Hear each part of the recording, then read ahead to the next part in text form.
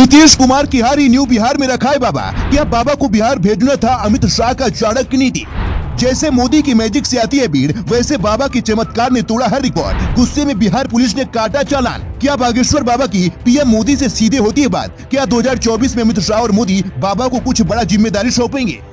तो क्या बागेश्वर सरकार उस मुकाम पर पहुंच गए हैं जहां से वो बाला साहब ठाकरे की तरह बाहर बैठकर सरकार चलाएंगे, या फिर वो सियासत की हवा बदलने का दम रखते हैं? बागेश्वर सरकार बिहार गए पर पीछे बहुत कुछ छोड़ आए हैं। नरेंद्र मोदी बेशक चुप रहते हैं, पर बागेश्वर सरकार पर क्या सोचते हैं, इसकी पूरी सच्चाई हम बताने जा रहे हैं। एक बिहारी 100 पर भारी की कहावत तो सुनी थी, पर एक बाबा पूरे बिहार पर भारी पड़ जाएगा पहली बार देखा है। जो बिहार जातियों की गहराई में खंड खंड बटा है, उसको एक बाबा ने एक पल में भर दिया। बागेश्वर बाबा के धाम में एक साथ 10 लाख से ज्यादा लोग पहुंचे।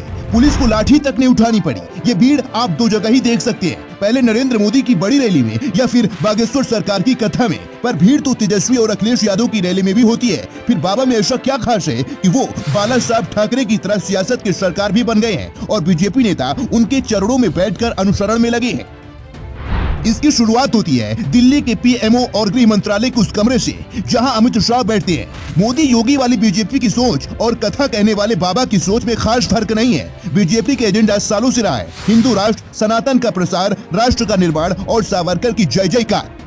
बागेश्वर सरकार के मन में भी यही सवाल है। यही कारण है कि बीजेपी नेताओं को शाह का आदेश मिल चुका है कि वो बागेश्वर सरकार के कदमों पर बैठ जाए। बिहार में जब बाबा गए तो नीतीश कुमार को लगा ठीक है, ऐसे बाबा आते जाते रहते, पर पंडाल में हिंदू राष्ट्र का राग छोड़कर बिहार की जातिगत राजनीति को बागेश्वर सरकार ने ललकार दिया।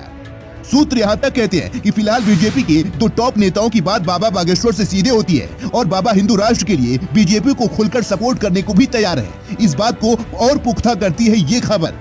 मीडिया में खबर है कि बागेश्वर सरकार का प्रवचन उन राज्यों में ज्यादा होगा जहां इस साल के अंत में चुनाव है या जहां लोकसभा चुनाव में हिंदुत्व के नारे से बीजेपी को फायदा हो सकता है। जैसे बिहार में बाबा की कथा पंडाल ने सियासत का नक्शा बदल डाला। मध्य प्रदेश, छत्तीसगढ़ और राजस्थान में चुनाव है जहां बीजेपी की जीत पक्की नहीं है। ऐसे में क्या बाबा साथ आ गए हैं और बीजेपी की जीत की पर्ची काट दी है? सियासत में बाबाओं का सिक्का भारत में हमेशा चला है। हाल फिलहाल में कोई ऐसा ताकतवर बाबा नहीं दिखाई देता है जो सरकार बना और बिगाड़ सकता है। ऐसा भविष्य बागेश्वर सरकार में ही दिखता है। जाहिर है पीएम मोदी की टीम भी बाबा के हर कदम पर निगरानी रखती होगी।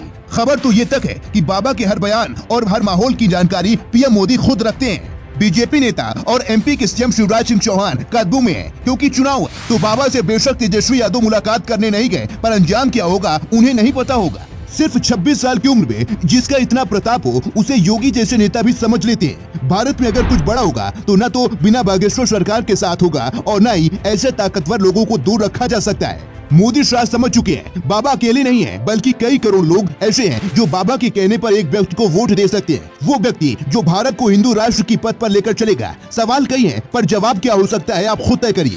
बिहार में बाबा को जेल में डालने की पूरी प्लानिंग थी। पुलिस का प्लान फुश हो गया तो बाबा की गाड़ी का चालान काट कर ही पुलिस खुश है, पर न तो पुलिस को पता है और न ही बिहार सरकार को। सत्ता से चालान काटने का आशीर्वाद बाबा बिहार में जनता को दे आए हैं।